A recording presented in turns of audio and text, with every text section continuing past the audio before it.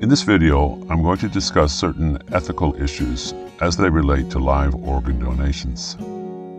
These are very important, even though there may be differences of opinion in some areas. The first concern relates to the Hippocratic Oath, which says, "Do no harm." It's one that doctors often struggle with.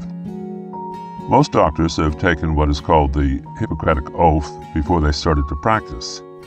Amongst other things, they promised that they would not use their knowledge in any way to hurt someone. Everything they do must be for the good of the patient. Well, with a live organ transplant, a small minority of doctors have argued that they are taking a perfectly healthy patient and chopping a kidney out of that person's body.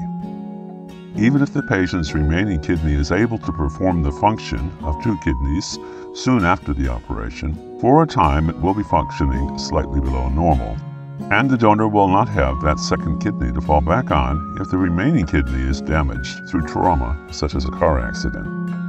One aspect of this dilemma is that, in theory at least, kidneys could be taken from deceased donors without doing any harm to living people.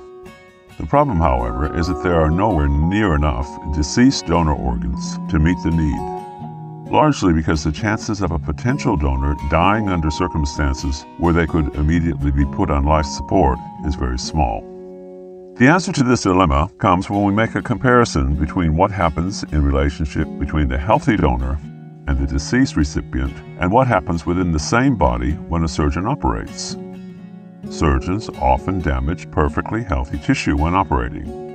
When they remove cancerous tumors, for example, the safest way to operate is to take a small portion of healthy tissue all around the tumor, rather than risk leaving a tiny portion of the tumor in the patient by cutting precisely on the dividing line between healthy and cancerous cells. Virtually all surgery involves injury to healthy tissue, the incision itself being the first example of that. But what the doctor looks at is the bigger picture. He may be harming some tissue, but overall, he's helping the patient.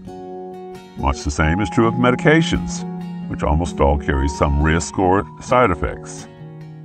The risk must be weighed up against the benefits, and from that, the doctor concludes that he's not hurting the patient, even if some harm may inadvertently occur.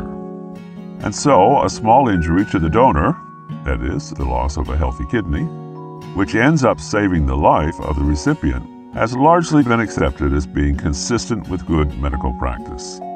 This is what the vast majority of doctors have concluded with regard to live organ donations. Now, a second concern is whether live organ donations are natural. Quite a few people have, over the years, expressed concern over whether transplanting organs from one person to another is natural.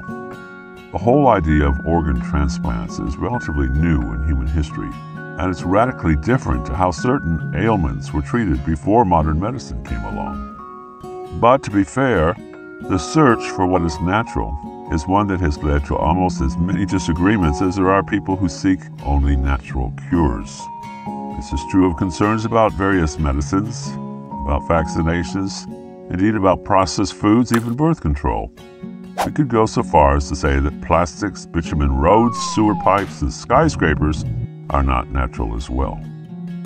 All of this only begs the question, who said that everything has to be natural anyway?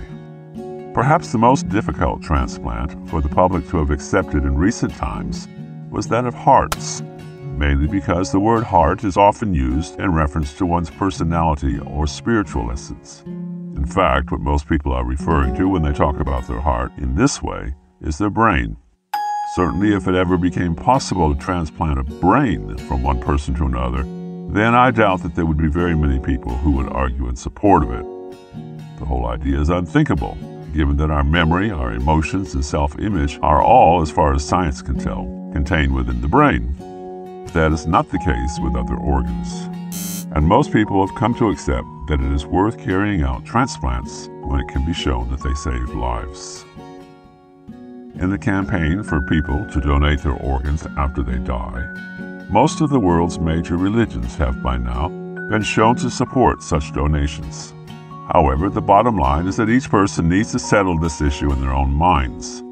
I see no reason to pressure people to accept organ transplants as natural, even though most people these days do accept that there's nothing perverse about doing so. But now we come to two very significant concerns.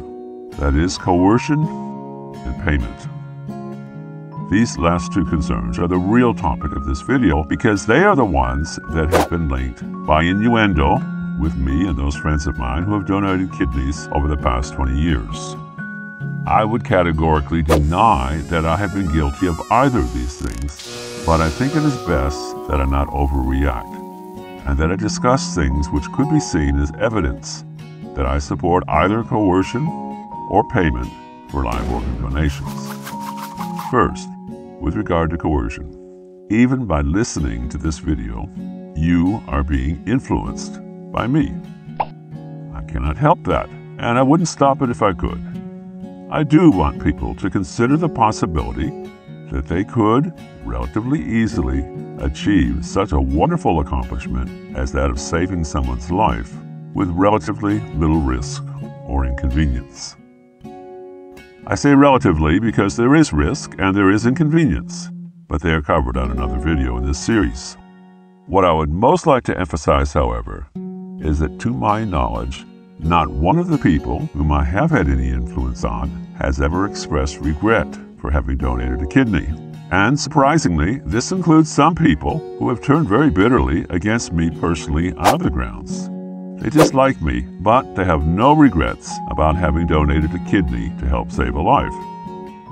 These happy donors even include one person whose kidney was rejected by the recipient's immune system. They felt it was better to have tried and failed than never to have tried at all. Now, just to explain what I do when someone writes to me on behalf of themselves or a friend or a relative who needs a kidney, is that I send the request out to a mailing list of friends, asking anyone who might be interested in donating to contact me or the person looking for a donor for further information. That's it. I do not approach anyone individually, and the initiative is left up to the people who hear the plea to either contact me or contact the potential recipient. Of course, if someone contacts me, then there's a process which I go through in terms of becoming their advocate or facilitator, which I explain in detail in another video in this series. But even then, I constantly stress the right of the donor to change their mind at any point in the whole process. My primary goal in acting as a facilitator is to look out for the rights of the donor, not to push them into making a decision that they are not totally comfortable with. And this leads to the other concern, which is about people buying a kidney. To be perfectly honest, I do not see anything immoral in kidney donors being compensated for their donations if the laws of a country allow for that. Everyone else involved in the surgery except the donor has no shame about being paid for their services, and so I see nothing wrong with legislation which allows donors to be compensated for time lost from work, etc. as well. Such legislation exists in Israel, and the government itself provides some modest compensation. There are set payments, and everything is kept quite open. However, when someone pays a live organ donor, they take what could be a very loving act and they turn it into a business. I don't like this. In fact, I don't like the idea of the surgeons being paid either. But when I say something like that, that's when people start laughing at me, ironically. You see, what I teach is that people should stop working for money and start working for love. So my opposition to payment for organ donations would mirror my opposition for anything that we do for other people. Gifts? Yes, but payment, no. Yet even when it comes to gifts, I must be very careful to discourage any kind of gift which could be construed as payment. I know of some recipients who have paid to bring a donor to a significant family reunion because the family has seen the donor as being an integral part of the family following a successful donation. One family made a one-off donation to a charity on behalf of the donor, as a way of expressing appreciation. And several donors have benefited from the payment offered in Israel, only because the recipient filled in the paperwork on their behalf, more or less as a gift. after the transplant had taken place. Now, this question of before or after the transplant is important in terms of distinguishing between a gift and payment. I've often tried to explain this in countries where bribery is rampant. I tell people that in Western countries, we may tip someone after a service has been rendered. But when the tip is required up front, it's no longer a tip, it's a bribe. The same is true with regard to any money which changes hands in relation to a live organ donation. I stress to all recipients that no matter how much they spend on medical tests or travel expenses to get a donor to the hospital, right up to the time they are wheeled into the operating theater, the donor still has a right to change their mind. Covering expenses up to that point does not buy anything. If it doesn't work out, whether it's a medical or psychological test that shows the donor is unfit to donate, or whether it's a decision by the donor themselves, nothing can be refunded. Only genuine expenses are covered. I believe this is why only 1 or 2 of the people I have introduced to potential recipients have chosen not to go through with the operation in the end. It is because I continually stress that they have the right to change their mind. This relieves any anxiety that goes with a decision that someone feels they have been tricked or trapped into making. So in summary, some doctors may question whether it is unethical to harm a patient by cutting out a healthy organ such as a kidney, even though the kidney will be of great value to someone else. In addition, other members of the public may feel that it is unnatural to transfer an organ from one person to another. Those issues are largely up to each individual.